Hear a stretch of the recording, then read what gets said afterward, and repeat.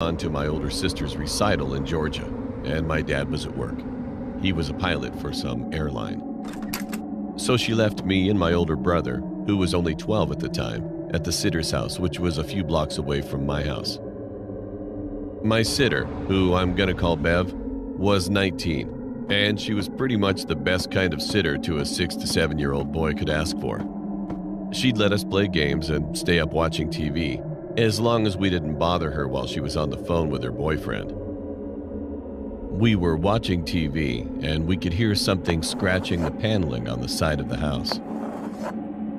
Naturally, we blew it off as a stray animal, so we continued watching TV. About 30 minutes to an hour later, Bev ran into the living room and locked the front door and shut the blinds. We were curious as to what she was doing. Me and my brother, being kids, got scared and started crying. Then Bev said everything would be okay. It was just a peeping Tom.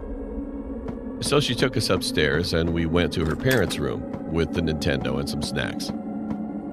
She said stay put and not to touch anything we didn't bring into the room. Not a minute later, after she walked out of the room, we heard a loud crash and glass shattering in the room below us. The sicko had thrown a brick from the walkway through the guest bedroom window and managed to get in. I remember Bev running into the room and pulling us into the closet and telling us we were going to play a game of hide and seek and to be very quiet. She got out of the closet and locked it from the outside latch and disappeared. Several minutes passed and we could hear a grown man screaming, come out wherever you are. I only want to play." Then I heard what sounded like water running in the bathroom across from the closet. Then it shut off.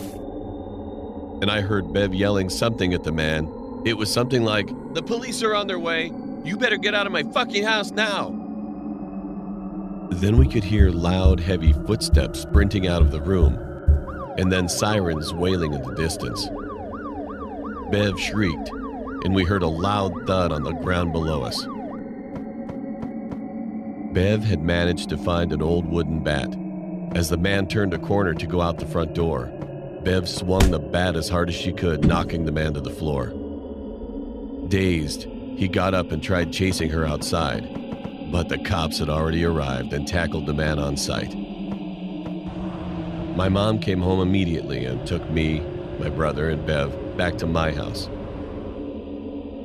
A few years later, she explained that the man was a known sex offender and had escaped from prison. In the report, he was said to be carrying a rather large knife in his pocket and had a Saturday night special tucked away in the waist of his pants.